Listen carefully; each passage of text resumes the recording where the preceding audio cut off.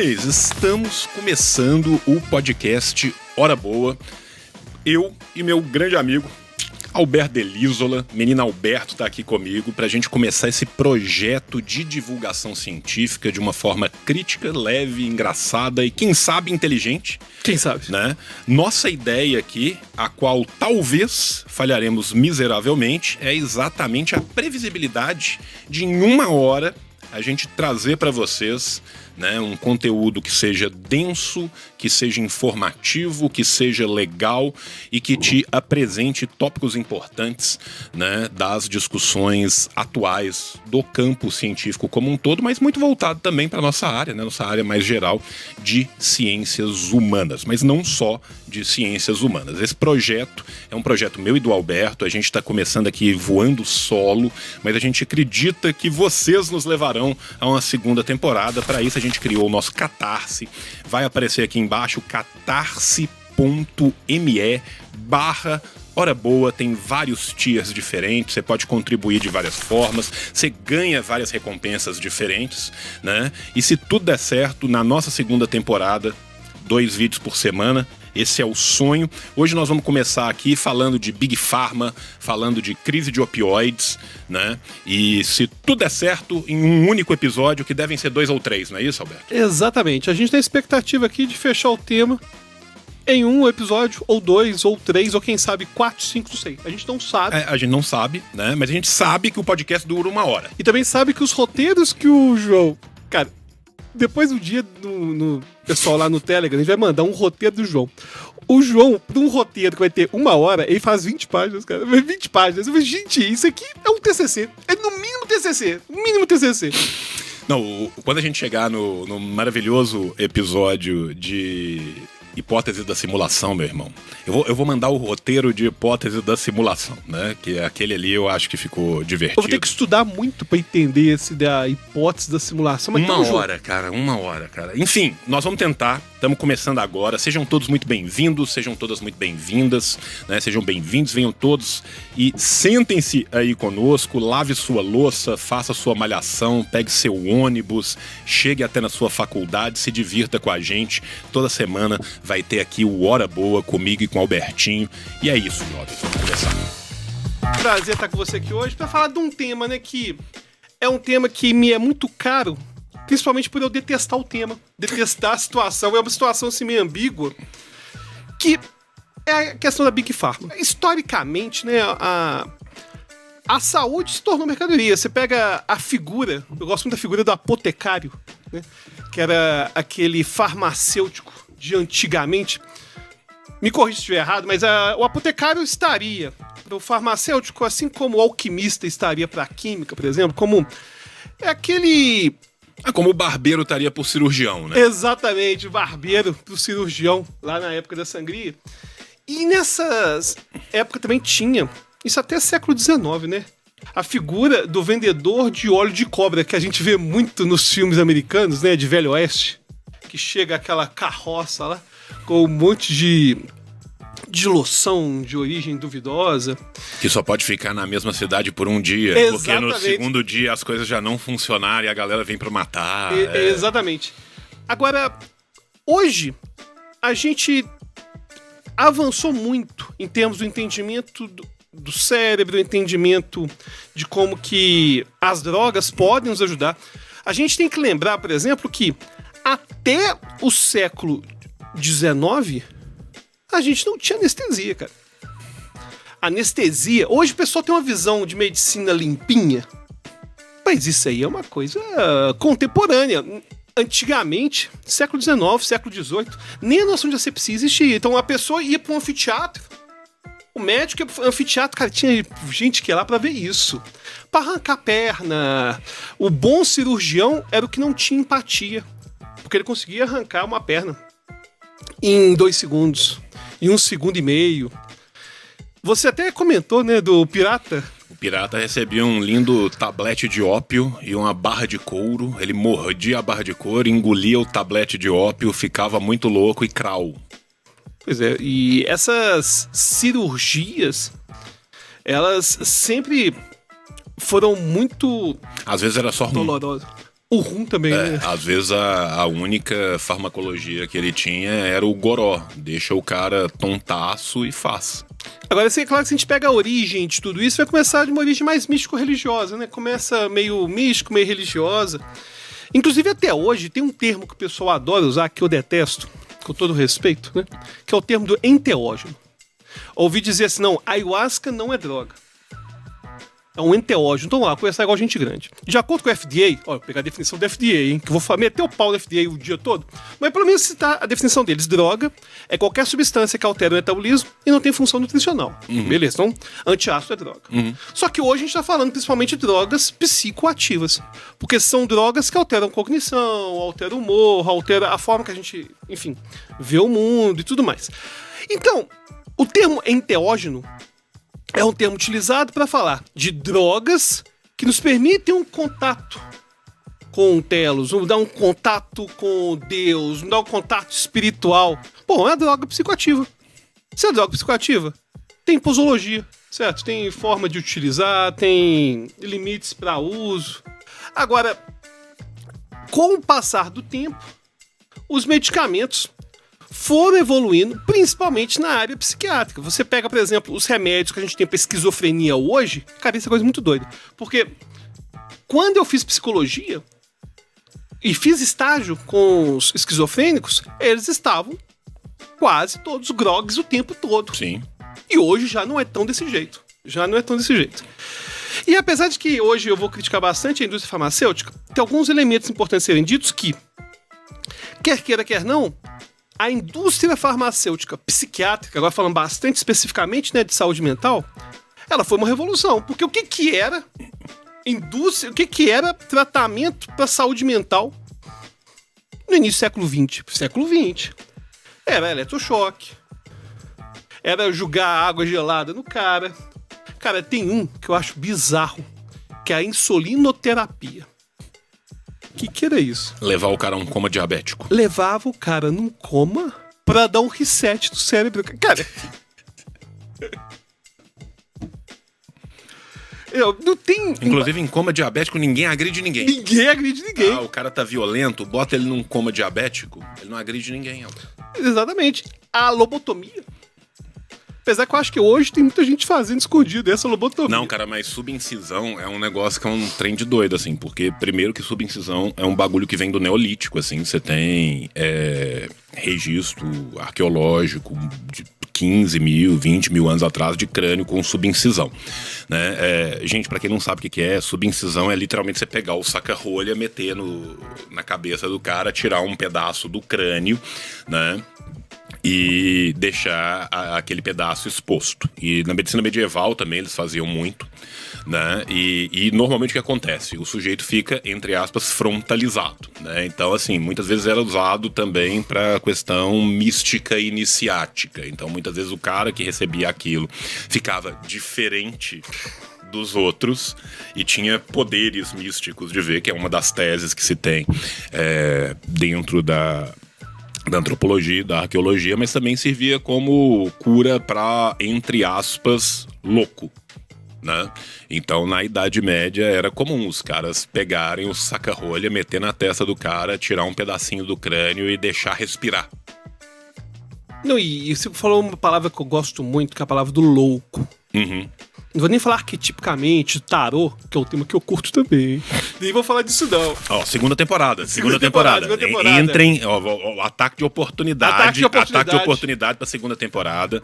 Vocês já sabem, o nosso Catarse tá no ar, né? Então, catarse.me/Hora Boa. Se você quer ver uma segunda temporada desse podcast, depende de você. Não pergunte o que o Hora Boa vai fazer pra você. Pergunte o que você vai fazer pro Hora Boa. Entra lá no nosso Catarse, catarse.me/Hora Boa, e aí você pode contribuir.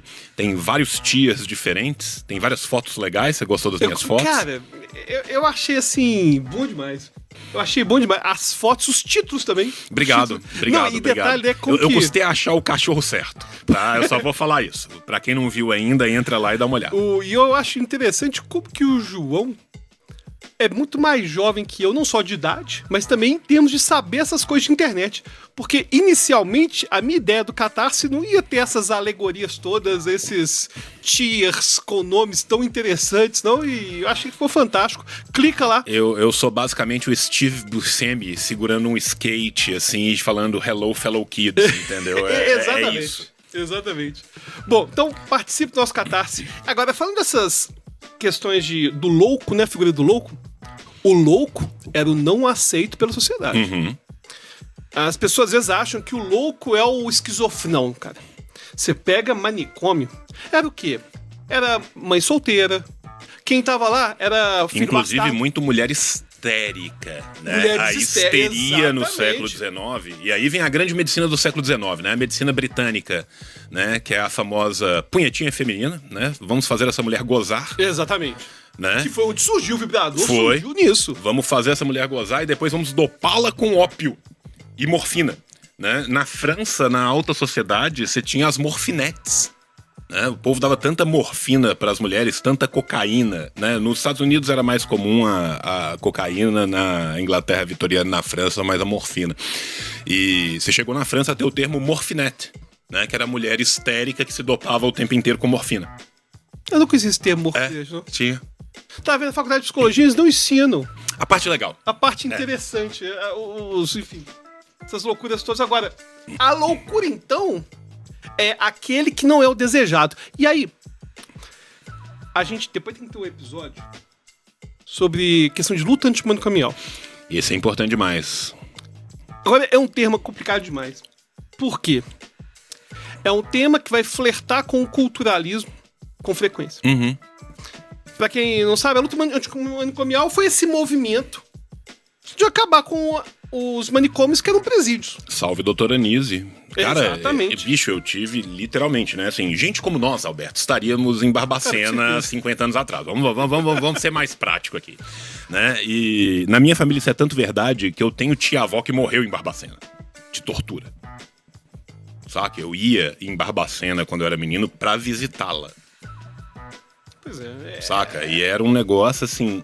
Bicho, o pessoal ficava dopado, mas assim, em outro mundo, tralalá das ideias, 24 horas por dia, e era uma violência do caralho. O lugar era sujo, fedia, tinha o cheiro do manicômio, que era foda. Era uma higiene social, velho. É. Era pra tirar. Era igual colônias de morféticos. Vamos jogar os caras todos num canto, se der tudo certo, eles morrem. É igual quando aqui em Belo Horizonte, os mendigos vira e mexe some. Vira e mexe, vai ter um evento internacional. Aí eles colocam um espinho debaixo das passarelas, debaixo das pontes e some com os caras. Não é como se vários prefeitos tivessem presos há umas poucas semanas atrás em Israel, aprendendo novas formas de lidar com gente pobre, né? Exatamente. Mas enfim, então essa figura do louco não é a figura do doente mental. Agora, outro ponto interessante é o que é o louco. Tem um cara, que aí depois tem esse outro episódio na luta antimanicomial, que foi o Rosehan. O Rosehan, pra quem não sabe, ele tem até um artigo famoso, Be Insane in Insane Places. Eu acho que isso mesmo, na verdade eu não coloquei no meu roteiro, porque eu tive ideia de falar isso agora. O que é o erro? Porque seu roteiro já tá pequeno, Alberto, Exatamente, então dá tempo, exatamente. entendeu? Mas o que ele fez, né? Ele chegou e... Inclusive, assim, disse um homem que fez o roteiro de 32 páginas pra esse episódio, mas... Exatamente. Ele chegou no hospital psiquiátrico e falou assim, olha, eu fiz inscrição aí de algumas pessoas que não são doentes mentais. E alguns que são doentes mentais. Vocês vão ter que descobrir quem é quem. Minhacher. Me ache lá. E no final das contas... O único doente mental era o próprio Rosehan. Essa que é a Exatamente. O final das contas descobriu que ninguém era doente mental. E teve cara que pra sair de lá gastou dias e dias e dias. Tem até umas críticas que envolvem replicabilidade com esse problema, com esse experimento. Ai, senhor. Desculpa, cara, eu vou ter que te interromper pra contar o melhor caso do mundo. Nós temos um amigo, meu grupo de amigos, que eu não vou citar o nome, mas todos eles sabem quem que é. Pra evitar a edição do vídeo? Pra evitar a edição do vídeo. Que aconteceu o seguinte, a gente marcou um belo dia, esse dia eu não fui, mas o pessoal marcou um sítio, beleza? E aí todo mundo foi pro sítio e esse amigo nosso não chegava. Do lado do sítio tinha uma casa terapêutica. Tá? Tinha uma comunidade terapêutica pra galera mais esquizofrênica, mais pesada. Esse amigo nosso errou o caminho e foi para a comunidade terapêutica. Ficou preso. Chegando lá, ele não notou que era uma comunidade terapêutica. Entrou, a galera bateu o olho nele e falou assim, pertence. E ele foi jogar bola com a galera. E ele falou, pô, eu não conheço ninguém, mas a galera é muito gente boa. Até que a gente ligou pra ele umas 2 horas depois. Ele falou, pô, eu já tô no sítio, por que vocês não chegaram? E a gente falou, não, tá todo mundo no sítio, onde que você tá? Aí ele falou com a gente falou, então, você tá num hospício. E ele tinha sentido tanta familiaridade? Não notou e tava jogando bola com a galera e esperando o churrasqueiro chegar e o resto da galera chegar. E ele não mas ele conseguiu sair, porque no Rose os caras não conseguiram sair, não. Exatamente. Neste caso em específico, ele conseguiu sair, mas a galera recomendou. Falou, olha, se quiser voltar... Seja muito bem-vindo. Muito bem-vindo. Não, e é interessante que tem algo que existe desde a época de Barbacena, que essas comunidades são prisões. E até hoje tem isso. Quando fala comunidade terapêutica, que aliás o governo Lula curte também, né? Nem comentar, não, enfim, adora comunidade terapêutica. A gente tem constelação familiar. Constelação familiar. A gente vai ter nessas comunidades terapêuticas, o que a gente vai ter? A gente vai ter um pessoal que fica preso. Tem uma ideia, eu tive um paciente meu que se internou sozinho para resolver uma questão de vício. E não foi evangélica, não, tem de todas as religiões. Ele foi numa espírita. Não conseguiu sair. Não conseguiu sair. E a gente tem evidência de que contato, vínculo, gerar propósito é uma das coisas que mais ajudam pessoas que estão viciadas. E no caso específico desse rapaz, ele viu que estava na prisão. E detalhe, ele se auto-internou porque ele queria aprofundar no evangelho espírita. Enfim, entendi, não teve nada disso. Então, frequentemente essas comunidades, elas são uma prisão. E ainda falando de... Nem falei de Big Pharma ainda, mas... Enfim. A gente tem que tomar muito cuidado com a falácia naturalista. Falácia naturalista é aquele negócio de que natural é bom, né? Natural é bom. Por quê? Realmente, os remédios hoje são muito piores e mais fortes do que antigamente.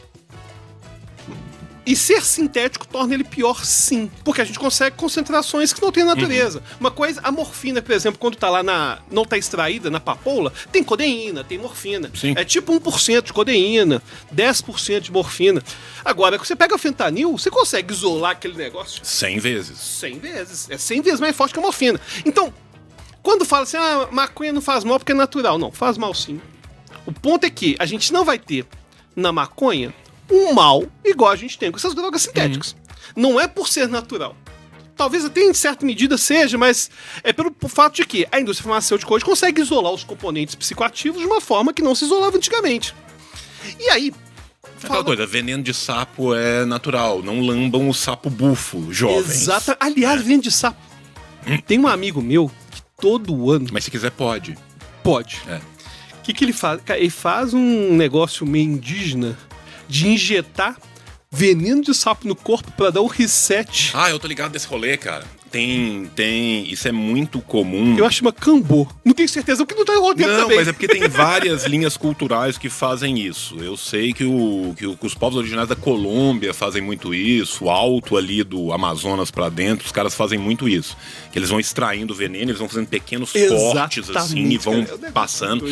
E aí o maluco vomita até a alma, isso. Meu irmão.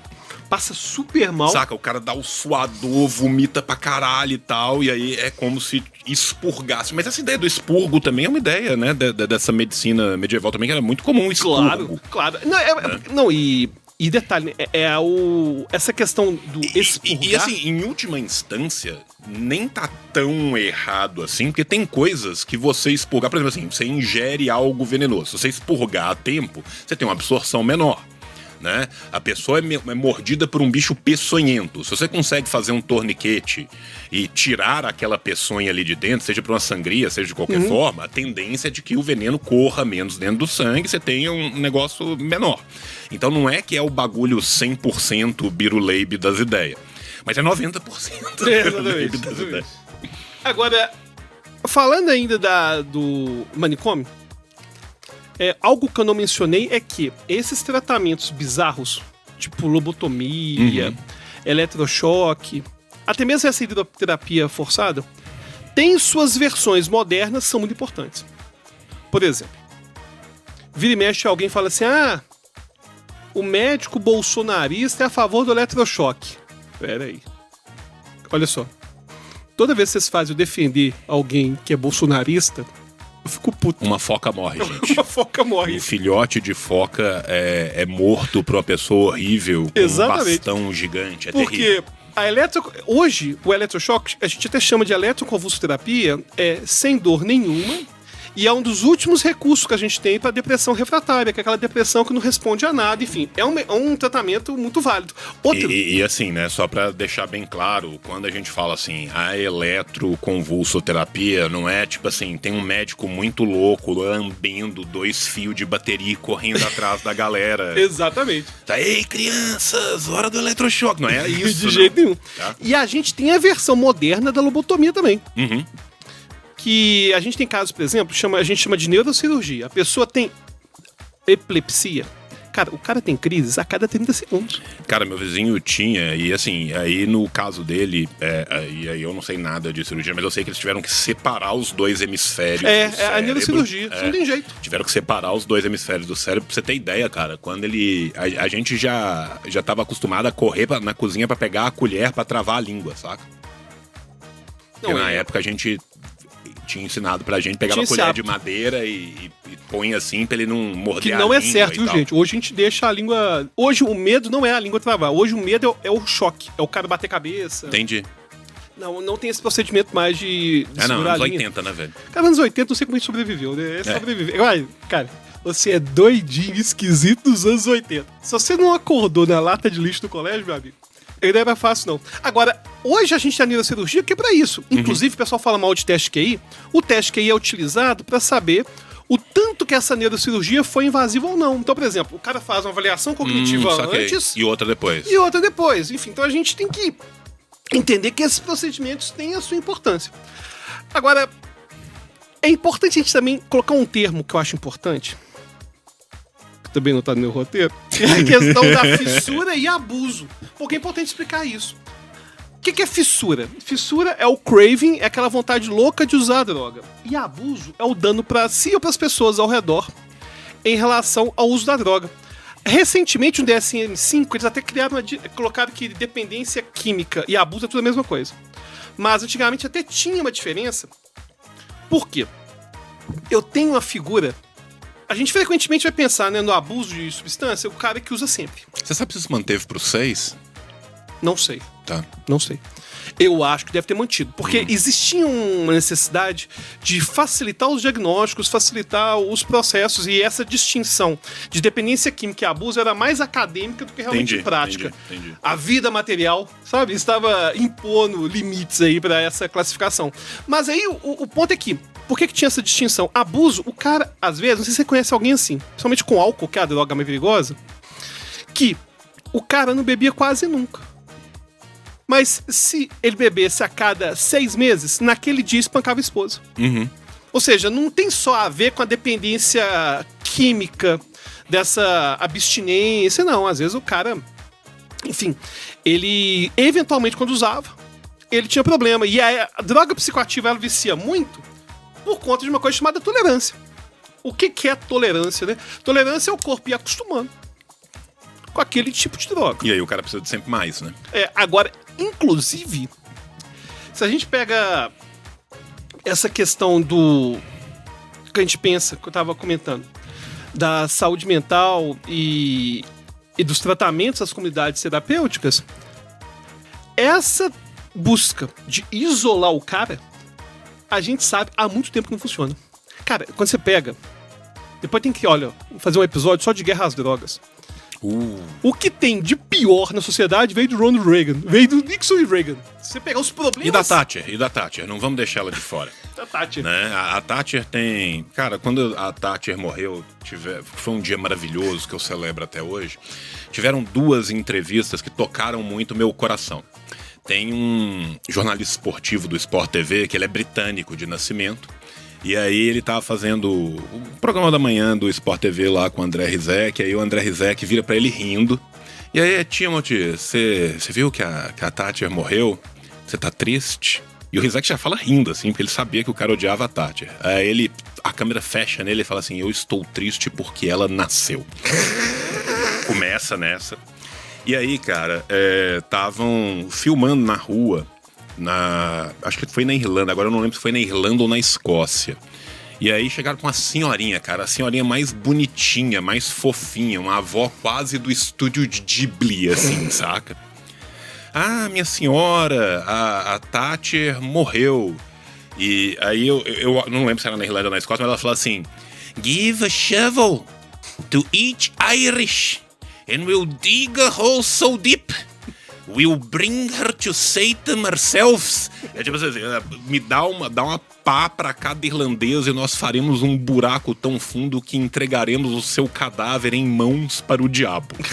Tá, então, esse é o amor que o povo tinha pela Thatcher. Eu imagino que sim. O Reagan e o Nixon, não sei se as pessoas têm esse amor tão intenso. O Nixon, na verdade, saiu queimado, né? Na verdade, inclusive a série Watchmen, ela é muito boa, porque os quadrinhos vão falar, e se a Guerra do Vietnã tivesse sido vencida, Nixon não teve o caso do Watergate, melhor. Teve, não foi descoberto, né? Mas, enfim, a questão de guerra às drogas, que é uma guerra perdida, e eu não vou estender muito disso não, senão aí já são 3 Não, que dias. É isso. Todo ano as drogas vencem. Todo ano as drogas vencem. Não podemos falar que tem um perdedor, porque tem um grande vencedor desde o início da guerra às drogas. Todo ano as drogas vencem e todo ano os pobres perdem. Sempre, todo ano. Guerra às drogas não é guerra às drogas, é controle populacional, é ataque a gente pobre e a droga vence. Claro que é. Então... E aí a gente tem, inclusive, uma coisa aí que eu faço uma coisa às vezes em rede social que você não tem esse hábito de fazer, porque você é uma pessoa sana, que é o seguinte, eu ver tretas que não tem a ver comigo e eu vejo que o cara tá defendendo um posicionamento que eu concordo, mas falou uma coisa burra e eu vou fazer de advogado do diabo só pra fuder o cara, sabe? Você falou muita burrice e tal. Aí teve um dia que até tava num debate disso aí. Isso vai sair no seu livro de como fazer amigos nas redes sociais, exatamente, né? Como fazer amigos. Por isso que o Instagram não tá crescendo, por causa dessas coisas que eu faço. Mas enfim, eu me incomodo quando as pessoas querem debater sobre um tema e usar argumento errado. Falando ainda dessa questão de droga, eu vejo que criou-se um movimento enorme, recentemente, contra o uso estético de anabolizante com a orientação médica. Tá. E é claro que eu sou a favor da orientação médica. Agora, o que acontece? Como ficar marombado costuma ser algo da direita, que tem toda uma história aí, né, da questão da meritocracia e tudo mais. Aí eu cheguei pra um cara que falou que era absurdo, que tinha que proibir o médico de fazer isso mesmo. Foi engraçado. Porque todas as políticas de droga que existem com sucesso no mundo envolvem contenção de dano, que é o oposto que você tá querendo. Sim. A demanda, a gente não consegue acabar com a demanda, cara. A gente tem que controlar a demanda. Então, se o cara puder não injetar óleo mineral de cavalo... Exatamente. Então é claro que eu sou a favor do cara usar qualquer droga com médico. Aí falaram assim, mas é estranho, não, o médico oriental que faz mal pra saúde. Cara, olha o que tá fazendo com heroína. País nórdico, cara. Você pega os países nórdicos, é isso aí, o cara... Não só país nórdico, cara. Pega Portugal. Portugal descriminalizou tudo. Falaremos disso ainda hoje. Falaremos isso... Né? Hoje não, mas assim, falaremos disso um dia nós falaremos disso. Mas assim, você pega os exemplos de Portugal, de Vancouver, de qualquer outro lugar que tenha feito, da Holanda. Qual que é a ideia? É mitigar dano. Né? O cara não vai deixar de ser nóia. Mas se ele puder não compartilhar essa seringa com outros 72 noias, ajuda. Exatamente. Não, se o cara puder fazer um check-up. Sim. Cara, você vai usar heroína? Beleza, então vamos... Não, vamos ver primeiro o que tem nessa heroína. Olha, essa aqui é só brita, né? Talvez não. Exatamente. Então, essa questão envolvendo abuso de droga, ela tá muito associada também com o fato de ser proibido. E a gente tem explicado desde... Você pega aí da lei seca dos Estados Unidos. Sim, a gente tem muita experiência mostrando que isso não resolve. Inclusive, tem um monte de famoso aí que eu não vou falar jamais aqui, que é movido a cocaína. Então, é muita hipocrisia. Como diria a música da nossa infância, né? O carro do meu pai é movido a gasolina. Eu que sou o filho, sou movido a cocaína. Gererê, gererê e LSD. Essa música Gererê, Gererê era o auge da rebeldia dos anos 80. Da rebeldia dos anos 80, Cara, o que porra. acontece? Era uma música, você conhecia essa música Gererê? Cara, vamos lá, eu acho que merece isso no nosso podcast falar do Gererê. Cara, tava no ônibus, né? Aí começava a ficar as musiquinhas, se o ônibus vai cair, não sei o quê, motorista. Se essa porra não virar, né? Aí começava. Aí alguém jogava um Gererê. E aí o Gererê ia só piorando, piorando. Sim, cara, sim. E era cada hora um mais... Pior que eu nem lembro direito os Gererê. Eu lembro. Mas é um episódio que eu acho que... É um episódio só de gererê, você entendeu? Batalha de gererês. Batalha de gererê. Aí tinha... Vou colocar uma nova meta no nosso Catarse. Duelo de gererês. Você entendeu? Se a gente bater 225%, duelo de gererês. Vai ser o episódio final... 1 hora de duelo de gererê, entendeu? Será que esse negócio é só de Belo Horizonte, esse negócio de gererê? Cara, não sei se é um regionalismo. Porque eu tenho lembrança de ter ido pra São Paulo uma vez, numa excursão e tal, e eu quis puxar um gererê e ninguém sabia. Porra, pode ser um regionalismo. Pode ser um regionalismo. O pessoal acha que a gente só tem clube da esquina. Não. A gente tem questões importantes aí, como o gererê. E ainda falando dessa questão de guerra às drogas de forma bem breve, quando a gente teve a guerra do Vietnã, cara, os soldados americanos estavam viciados em heroína. E é tanta hipocrisia, né? Porque nos Estados Unidos é proibido. Mas na Ásia tinha fácil acesso, os caras estavam usando anestesiador. Não, e assim, venhamos e convenhamos, cara, não é a primeira guerra de viciar soldado nem dos Estados Unidos pra dentro, nem dos Estados Unidos pra fora ou da Inglaterra pra fora. Não, claro, você pega a guerra de civil secessão americana, a guerra de secessão. Claro. Saca, velho? A galera voltou completamente viciada em morfina. Você pega o que foram as duas guerras do ópio? Foram literalmente pra voltar a viciar o povo em morfina durante o período. Cara, essa guerra do ópio, a gente vai falar dela hoje ainda, espero, mas é um dos negócios mais absurdos. Cara, a Inglaterra, balança comercial desfavorável, vão dopar os caras e vender ópio. Cara, mas assim, quando você pensa o que se tornou a Tailândia, o Afeganistão, com plantação de papoula e tal, que a CIA vem fazendo hoje, não é tão diferente, saca? É, claro que não. Então... E aí, então, agora teve uma coisa interessante nessa guerra do Vietnã, que até os jornais, eu até cheguei a fazer um documentário como a mente funciona, os jornais falavam que iam ter uma crise de opioide por conta da guerra do Vietnã. Porque imagina, se tinha lá, eu acho que é 2 milhões e tantos de soldados que ficaram na guerra o tempo todo. Se 20% deles estava viciado em heroína, ia ter uma crise de opioide. Muita gente. Só que aí, no final das contas, o cara chegou, viu a família, viu a mãe, viu o pai, viu a esposa, viu o cachorro. Grande parte dos soldados não tiveram problema para poder largar a heroína. E aqueles que tiveram problema eram os 10% que tiveram transtorno de estresse pós-traumático. Então, essa ideia de enjaular o cara... E o Nixon que começou com essa ideia, né? Tem que... Just say no. Não sei se você lembra. Você era um cara de fliperama? Era. Porque eu era um cara muito viciado em fliperama, né? E o pior que fliperama, frequentemente, nos anos 90 e 80, não era um local... Tirando os de shopping, que é quando surgiu o shopping, pra mim foi uma maravilha que eu pude começar indo fliperama. Porque os do centro era sempre local de uso de droga, enfim... Era bem padrão. Era bem podre. E quando tava nos videogames dos anos 80 e 90, sempre tinha aqueles anúncios. Sim. Winners don't use drugs. Sim, say cara, no sim. to drugs. Just say no. Bicho, era aquela coisa que a gente que viu muito enlatado americano na década de 80, década de 90, traduzido, é aquela coisa: ei, cara, você viu que o tio Carlson está usando drogas? Oh, não o tio Carlson, né? Era exatamente isso. Exatamente assim, era exatamente a pior propaganda do mundo, velho. E aí, você quer ser um bacana ou um banana, sabe? Era 100% muito caricato, muito caricato. Então, tudo isso, só pra explicar que essa questão de droga é uma questão que não é tão simplista igual as pessoas trazem. E que criar vínculo é um grande desafio que a gente tem pra esse pessoal. É criar vínculo, é criar função social. Tem, inclusive, falando ainda de função social, que não é exatamente do tema, a polêmica das APACs. A APAC... aqui que surgiu em Minas, e detalhe, a APAC era vista com a menina dos olhos de ouro da psicologia social da UFMG. Super elogiada, imagina. O preso é visto como um ser humano, aprende uma função. Depois que eu descobri que tem um proselitismo religioso absurdo em cima. Que é o cara, olha, quer ser crente? Se você for crente, você vai. Senão você vai se fuder. E a gente... Além da exploração de trabalho também, Exatamente. que é uma delícia, né? Então tem um lado B aí. Que é aquela coisa assim, não, vou te ensinar uma linda profissão pela qual você não será exatamente pago.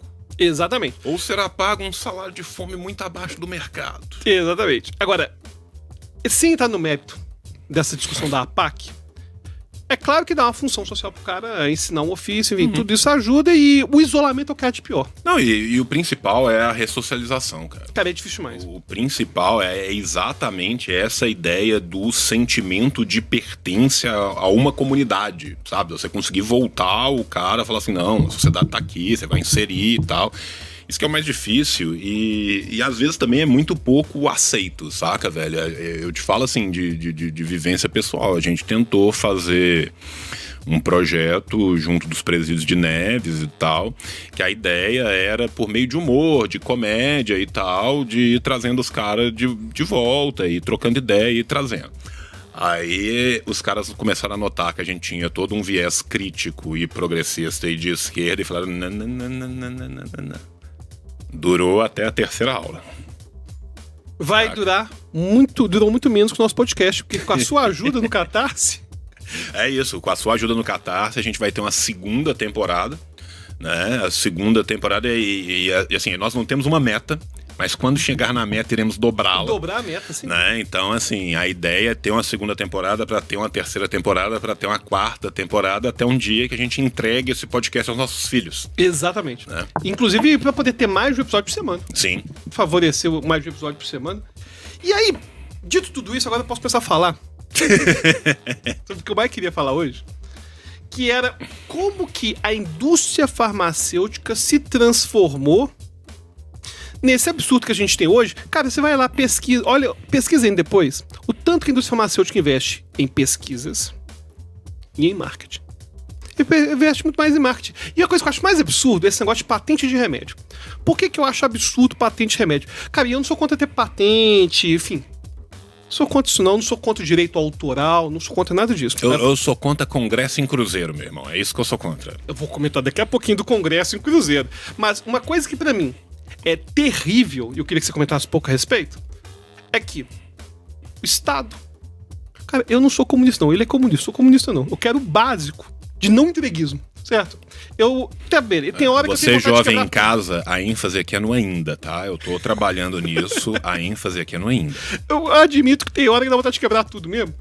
Mas, cara, vamos lá. Uma perspectiva minimamente... Né, não tô falando de ser nacionalismo, não, cara, peraí. A UFMG banca pesquisa. Uhum. A USP banca pesquisa. Uhum. Os centros... Cara, até se pegar as faculdades norte-americanas. O Estado investe uma fortuna. Sim. Cara, se o Estado tá entrando com dinheiro, já era, meu amigo. Não, é. Aí o Estado entra com dinheiro. Cara, esse negócio é um negócio tão absurdo, cara. É igual paper. Você tá me contando, então, que em última instância, um Estado capitaneado pela burguesia é um balcão de negócios Claro para essa que é, própria burguesia? Mas claro que é, ué. Que loucura, Alberto. Claro que... Não, a gente ter... É claro que democracia de verdade não existe. Não, isso é claro que não existe. Em lugar nenhum do mundo, cara, de democracia. Não existe, não. A nossa única discordância em relação a qual é a solução pra essa merda. Não, eu sei, meu querido. Agora, em relação ao problema, que uma coisa que o pessoal não entende é que e quem mais entende de capitalismo hoje é o comunista. Em relação a quais são os problemas que estão tendo. É um sistema que não se sustenta. Não se sustenta. E aí, o cara vai lá. O Estado investe uma grana, cara, em pesquisa. Pra depois, o medicamento, o Estado pagar uma fortuna no medicamento. Cara, você pega que tem doenças raras aí, que a indústria farmacêutica coloca o preço que quer, cara. Que quer. Não tem concorrência, não tem nada, tudo por uma lei de mercado. E olha que o Brasil, nesse quesito, ainda é muito avançado em relação a vários outros países. Porque a gente ainda quebra algumas patentes. Claro, a gente genérico distribui, aí, a gente faz genérico. Seu pai José Serra. A gente tem, né, várias políticas públicas que são para distribuição de remédio, né, para quebra de patente. A farmácia popular do Brasil é exemplo. Sim. Exemplo. Cara, assim, é porque como a gente tem o SUS, defenda o SUS, tá, jovem? Defenda o SUS. O que não significa que não tem problema, mas exatamente, quem defendeu ele. Exatamente. Né? Como a gente tem o SUS, como a gente tem essa universalização da saúde, que de fato, mesmo apesar dos seus vários problemas, funciona, a gente não tem noção de como as coisas são em outros lugares. Exato. Né? Então, assim, pra gente é impensável um jovem de 23 anos perder um pé amputado por diabetes. Impensável. Vai nos Estados Unidos, onde a insulina é cara para um caralho, porque ela não é distribuída, ela é vendida, tem gente que não tem condição de comprar, e aí o cara diabético não toma insulina. Mas e a mão invisível do mercado, João? Ela tá fazendo assim, ó. Sabe? Então, assim, porque, assim, não apenas o Estado investe um rio no remédio, como depois o Estado tem que investir um outro rio na prevenção ou nas consequências de uma doença do remédio que não chegou em ninguém. Não, e eu te falo, eu acho que frequentemente o Estado gasta mais com remédio que não chega. Cara, tudo que você não previne é a mesma coisa, né? Tipo, citando o Amorim, né? Só tem 3 coisas que funcionam em Cuba, uma delas é a saúde, né? Por que a saúde funciona em Cuba? Porque Cuba tem centros avançadíssimos de medicina terciária? Não. Porque Cuba investiu em saúde da família. Investiu no básico do básico, no que é mais barato, que é ter bastante médico que saibam de saúde da família e que intervenham rapidamente nas coisas simples para que elas não se tornem complexas, porque as complexas nós não vamos ter dinheiro para resolver mesmo. Saca? Então, assim, quando você tem uma saúde pública voltada para a saúde da família, voltada para essa medicina primária, voltada para esse acompanhamento mais contumaz, você evita um gasto lá na frente. Né? Então, por exemplo, assim, porra, se você não tem uma epidemia brutal de obesidade, de má alimentação e de tudo mais, você evita um rio de ataque cardíaco, você evita um rio de diabetes, você evita um rio de coisa. Né? E é muito mais caro uma cirurgia cardíaca do que uma orientação continuada. Claro. Cara, pra você ter uma ideia, Saca? Estados Unidos já gastou, é estimado, $1 trilhão com a crise de opioide. $1 trilhão Mas fique tranquilo, a 4ª onda vem aí. de dólares, cara. E é uma loucura isso, e é claro que prevenir é muito melhor. Agora, o Estado banca tudo. Pô, eu acho que o Estado tem que bancar mesmo.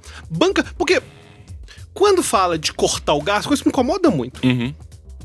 Ah, vai ter que fazer ajuste fiscal. Beleza. Vai tirar de onde o dinheiro? Vai tirar do deputado? Vai tirar do juiz?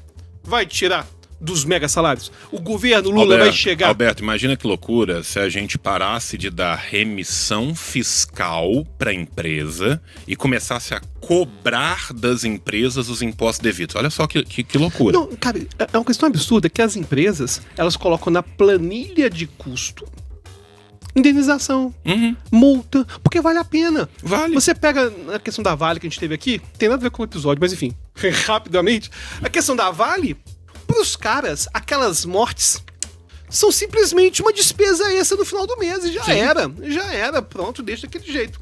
Então, essa questão envolvendo a forma que se mercantiliza a saúde, porque ninguém... O pessoal sempre vai falar mas o empresário arriscou. Eu até concordo que na era digital a ideia do self-made man fica mais aparente e fica até mais fácil, entre aspas, o self-made man.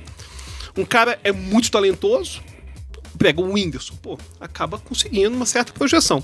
Agora, a gente ignorar que o Estado banca grande parte das fortunas que existem por trás dessa indústria farmacêutica é absurdo. E o pior, que aí, falando um pouquinho de Foucault, falando um pouquinho dessa questão de saúde mental como docilização, domesticação, eu tenho um problema sério com o Foucault.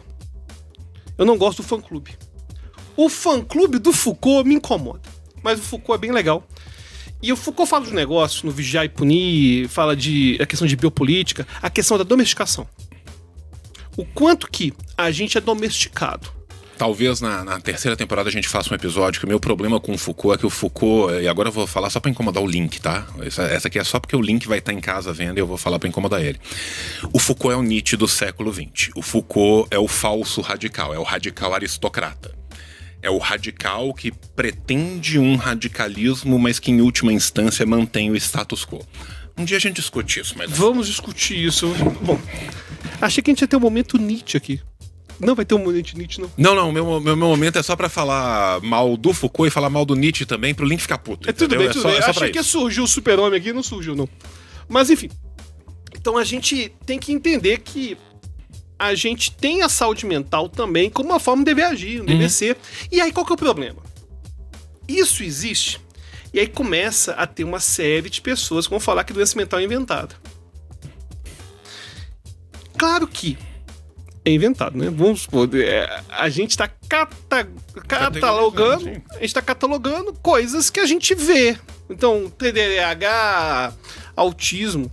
É claro que em termos, a princípio, é inventado no sentido de que, cara, a gente tá vendo essas variabilidades aí, tá tentando classificar, tá tentando identificar o que é isso. Agora, a gente falar... Ao mesmo tempo, a gente falar que isso é só invenção e que não tem função nenhuma, mas ignorar que a gente está vivendo uma sociedade que quer tornar a gente mais longevo para aguentar mais e mais tomar porrada, é isso. É isso. A indústria farmacêutica é isso. É a gente faz duas coisas. Primeiro, é a gente aprender que, na verdade, a gente tem que aguentar. Cara, frequentemente, é uma coisa muito triste, eu sou terapeuta, eu recebo mensagem do cara que tem uma vida que não merece ser vivida. E ele quer terapia pra aguentar. E eu acho muito triste fazer terapia pra aguentar. Cara, eu tava conversando isso com o meu psiquiatra, né? Porque ele falando assim, cara, uma das coisas que mais me entristece como psiquiatra é que boa parte da nossa função hoje não é uma função verdadeiramente terapêutica. É a função de servir ao capitalismo e dar funcionalidade. Exatamente. O que você busca, né, muitas vezes pela via medicamentosa? É curar esse indivíduo, fazer com que esse indivíduo tenha uma vida plena, feliz e tal. Não, é deixar ele num ponto em que ele produza, que ele seja funcional, né? Então muitas vezes você vê o cara trabalha pra caralho, aí ele tem um burnout, aí ele tá mal, e aí ele procura o psiquiatra pra quê? Pra ele poder voltar a trabalhar, porque ele não pode perder o emprego, se ele perder o emprego ele não come. Então ele não tá buscando, de fato, resolver aquele problema, de estar bem, de estar não sei o quê. Não, ele precisa de estar funcional. Não, e tem gente que vai ter as chamadas dores funcionais, que são dores não estruturais. Ou seja, se você fizer uma avaliação lá, não vai ver nada quebrado, nenhuma articulação, nem nada disso. E quando você vê essas dores funcionais, frequentemente elas surgem no contexto de trabalho, o cara entra de férias, some a dor. E é claro, né, cortisol, adrenalina, preocupação, acaba potencializando. Não, e isso é uma coisa que acontece sempre, cara. O Fanon, Frantz Fanon, que é um psiquiatra martinicano, depois radicado na Algéria, na Argélia, né, eu tô falando em inglês aqui. Meu Deus do céu! Eu falei Algéria. Eu quero ver o momento que vai ter o ato falho em russo. Ele tem um texto, cara, de 1953, 52 ou 50, agora eu não lembro direito, que chama o Síndrome Norte-Africano. Que ele vai falar exatamente desse tipo de dor funcional que o norte-africano sentiu o tempo todo. Por quê? Por causa do colonialismo. Me dói aonde? Aqui. E aí, conversando com um cara, que dor que é essa? Aí o cara começava a reclamar da vida. Eu não consigo falar minha língua fora de casa, eu não posso ter meus costumes, eu não posso ter não sei o quê, eu não posso ter não sei o quê. Não, é terrível. Não, e Saca? o pior que eu acho desse negócio é que o povo vem com um papinho de saúde mental hoje, de como se tivesse uma conscientização. E o que existe é uma conscientização medicamentosa. Uhum. Não existe conscientização de psicoterapia, de desenvolvimento de competência. É uma coisa que eu falo sempre. Para que serve o diagnóstico? Tem duas funções só. São duas funções importantes, mas tem só. Primeiro, aliviar a culpa e promover entendimento. Então, o cara, sei lá, é autista, TDAH, ele tem esse diagnóstico vai favorecer o cara a lidar melhor com isso. Agora, o segundo, que eu acho que é o mais importante, é desenvolver competência. Então, por exemplo, no momento em que eu, por exemplo, reconheço as minhas dificuldades, TDAH. Então a atividade física pra mim é mais importante que pra média das pessoas. Questão de rotina é mais importante que a média das pessoas. Ou seja, a gente tem que usar o diagnóstico pra desenvolver competência. Não, e o outra terceiro, coisa, que eu não ele coloquei... te permite também parar de tratar a consequência e tratar a causa. Porque muitas vezes você começa a tratar consequência, porque você não sabe a causa. Exatamente. Né? Porque é muito fácil, por exemplo, a gente pensar no exemplo da diabetes mesmo, que eu tinha falado lá atrás. Porra, o cara tá com um machucado no pé, e aí ele trata o machucado no pé. Aí aparece outro machucado no pé, ele trata outro machucado no pé. Ele não faz o exame de sangue nunca, ele não vai saber nunca que ele tem diabetes, vai tratar a consequência a vida inteira. Exatamente, até perder a perna. Até perder a perna. Não, né? e o grande ponto que eu vejo nessa questão é que tem talvez uma terceira importância, que é medicamentosa. Tá, o cara tomar um medicamento pro corpo se organizar pra ele poder desenvolver competência. Mas não é a medicamentalização da vida, né? Não é. Pois é, esse negócio da medicamentalização da vida, cara, é uma coisa muito absurda. Cara, quase todos os meus amigos, tem gente aqui assistindo, estão vivendo as custas de remédio psiquiátrico achando que isso é normal. Cara, não é normal. Não é normal. A gente... E o pior é o seguinte, tem uma questão cultural, eu já fui contra a homeopatia, hoje sou a favor de homeopatia. Sou a favor, imagina isso aí de contexto. Sai aí, né? Faz o corte, né? O Berto é a favor da homeopatia. O que acontece, cara? O cara tá querendo dormir melhor. Vai no médico, gritando pelo placebo. Exatamente. Na verdade, ele tá gritando pra ter um remédio. Sim, então ele tá querendo um remédio pra uma receita. Então, em vez de dar um remédio pra dormir, cara, esses remédios que são viciantes para um caralho. São terríveis, assim. São terríveis. Em vez de dar um Pats da vida, vai dar um floral. Eu já acho que em termos de contenção de dano, tá, o cara quer fazer o placebo dele, dá o placebo. Cara, já teve médico falando comigo, Alberto, eu sei que é placebo. Mas o cara, se eu não der pra ele uma receita, ele vai achar que foi mal atendido. Sim. Então tem que receber. Uma dica pros médicos, manda manipular melatonina. Exatamente. O nome é ótimo, melatonina. Não, e detalhe, saca? Melatonina. Bom se toma melatonina. Olha só, eu sei que alguns de vocês tomam. A gente não tem evidência de que a melatonina que é vendida comercialmente ajuda na hora de dormir. A gente não tem evidência nenhuma disso. Só que o capitalismo não importa tanto com isso, não. Entendeu? Que tá vendendo. E tinha gente, cara, eu conheço gente que ia pros Estados Unidos pra importar melatonina. Enfim, o cara quer gastar com esse negócio, gasta. Outro dia um colega meu falou assim, tô gastando, tô tomando remédio pra dormir. Falei, meu Deus do céu, deve ser parte. Porra, já ficou assim, tá viciado já, né? Já falou assim, já usou droga hoje, né, nóia? Aí, tô tomando melatonina. Não, tranquilo. Gente, você sabe o que tem 100% de evidência pra dormir? O quê? Um saco cheio de maçanetas. Tá? Você pega um saco, enche de maçanetas, roda e bate no cara. 100% das vezes. Esse é científico. Alberto, infelizmente... Não, peraí. Eu tenho que falar ainda do Nós triunfamos, hein? Nós triunfamos. Vai ter parte 2 e talvez tenha a parte 3. Nós estamos com quase 1 hora já. Tudo bem. Mas eu agradeço a oportunidade. Não, mas você vai ter a oportunidade de continuar na semana que vem, porque a gente tem que falar da Big Pharma, tem que falar de 200 coisas. Você quer falar mais 2 minutos? Eu quero falar mais 2 minutos. Se você ainda não foi no nosso Catarse, você tá de brincadeira, viu? Porque a gente pode ter, imagina, 2 episódios de semana. A gente pode, enfim, trazer mais temas pra vocês. E detalhe, né? Que é um posicionamento científico mais crítico.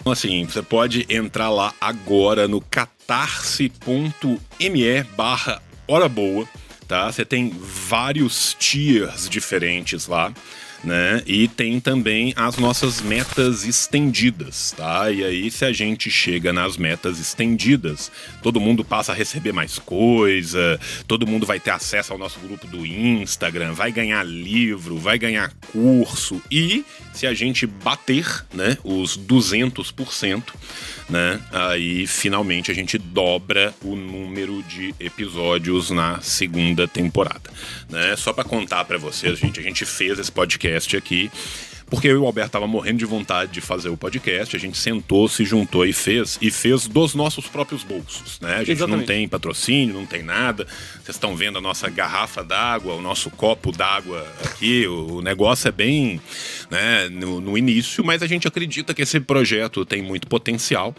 né? Então a gente pensou, passo 1, Catarse, passo 2, passo 3, lucros, né? E aí com essa sólida base de investimentos, a gente tá chamando vocês para conhecer o nosso Catarse e para levar a gente rumo a uma segunda temporada. Então considere, tá, no seu coraçãozinho a possibilidade de contribuir. Na semana que vem a gente volta, né? Com certeza. Com a parte 2 de X, não sei, né? Já não sei do mais. Do nosso episódio de Big Pharma e crise de opioides. Um beijo pra você que ficou em casa. Até semana que vem. E tchau, tchau! Até a próxima.